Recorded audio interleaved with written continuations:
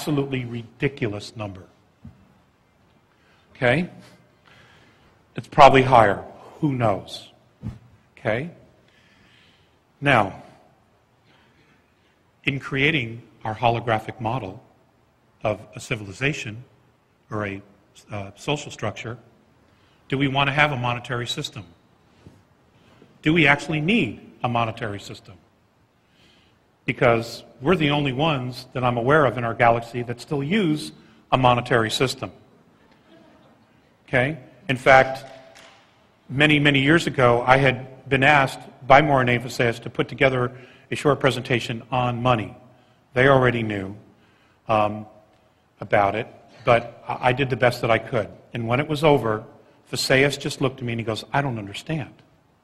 And I said, "Well, what do you not understand?" He says, "I don't understand why you have to pay to live on a planet you were born on."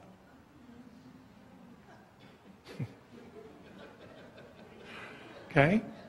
And ladies and gentlemen, that has haunted me ever since. And just that one little thing takes you completely out of the box. Okay? For the first time, you begin to think, well, geez, what would it look like not to have a currency? You know? Advanced civilizations, all their needs are taken care of. All of their standard day-to-day life needs are met by the government. No strings attached. And then you donate your time and your expertise and your skills to do something you want that benefits the whole. Okay? Now, I'm not talking about communism either. It's something bigger than that. Okay? But we need some help in defining what that is. Now, we have a lot of really brilliant, intelligent people here and in the world. And I know other people around the world have been talking about similar things, creating a different society, and maybe even a holographic society, and what that looks like, a holographic power structure. So no matter what happens, it will totally always stand on its own. The Founding Fathers tried to do something like this when they created all the states as equal, in control, and separate from the government. That was pretty much their intent, whether they realized it or not. I also want you to know that we have a lot of help. We are getting a lot of help from the spiritual side as well as the dimensional side. And I'm not talking about just dimensional beings, I am talking about also extraterrestrials. I'll give you an example of what I'm talking about.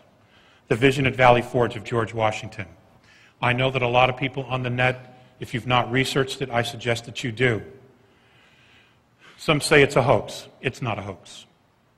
I also want you to know that Thomas Jefferson, in his diaries, was out walking at his estate in Monticello, was trying to figure out the verbiage, the language, in regards to the Declaration of Independence, when he was met by a hooded man who he never really clearly saw, who gave him the conversation and the pieces that he needed to finish the Declaration of Independence.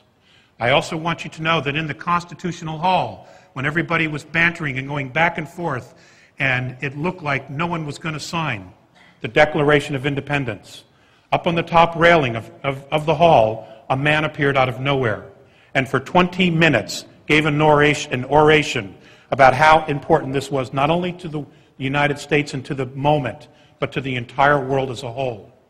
And as soon as he was done, everybody rushed to the table and signed the Declaration of Independence. Benjamin Franklin and the Sergeant-at-Arms went upstairs to try to talk to this man because they wanted to know who he was. There were armed guards at every single door. The armed guards swore no one went in, no one went out. So there is divine providence here, ladies and gentlemen. It is not a mistake that you live in this country. It is not a mistake that you are who you are. Enough is enough. It is time we step into our power. And very simple steps will do this. First, you have to make a decision. And the decision is no more bullshit. Okay? No more bullshit.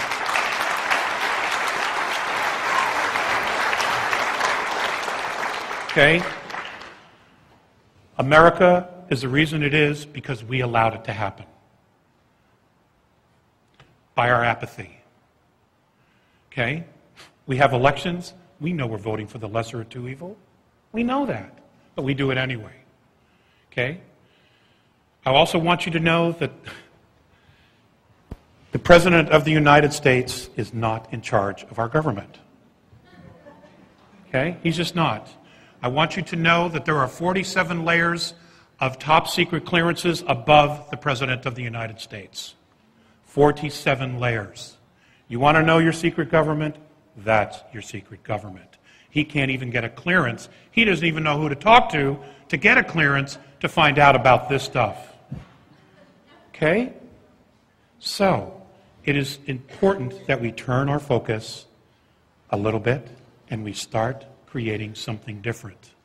This is what the founders did. This is what many people have done throughout the world. Okay, the Renaissance was something exactly like this. Okay? They threw off Rome and they tried to do something different. Rome, the church, the government of Rome, they threw it off and they tried to create something different. And it went for a while. Okay? Mentoring.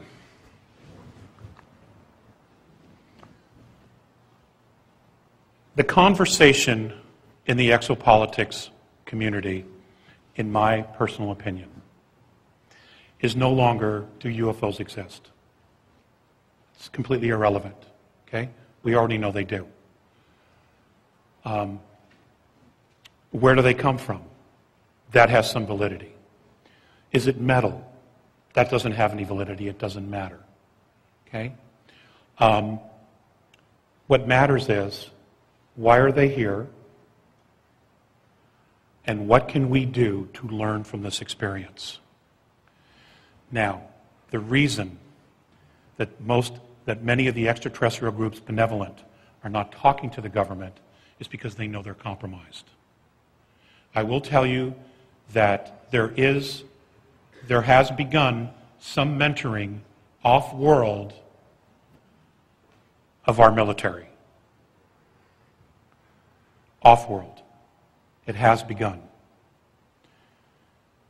But that is such a small piece.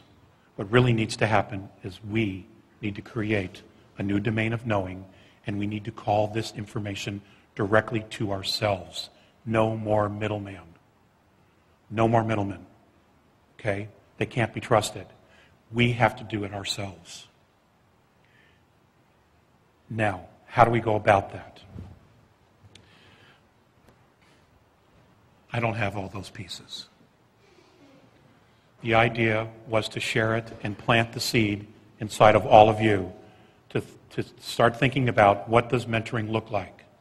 How would you imagine extraterrestrials coming down and saying, okay, folks, you have pollution.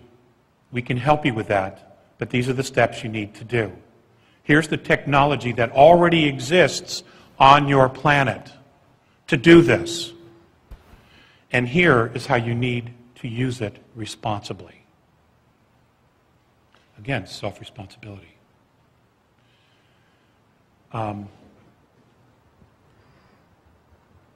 Food, the growing of food. Water. Ladies and gentlemen, we have the technology to have all the drinking water we want. Just build desalination plants. We have all the water we need. But they won't spend a dime on any of that. Because if you don't have water, they have control over you. Okay, we have so much technology. We have free energy on the earth. Okay, Tesla did it in 1902. We know it exists. Okay? A hydrogen engine in a car was built in 1955 and did 110 laps at the Indianapolis 500 racetrack. The plans were bought by Gulf Western Oil and never seen from again. That's 1955. Okay? There's just so much. There's so much.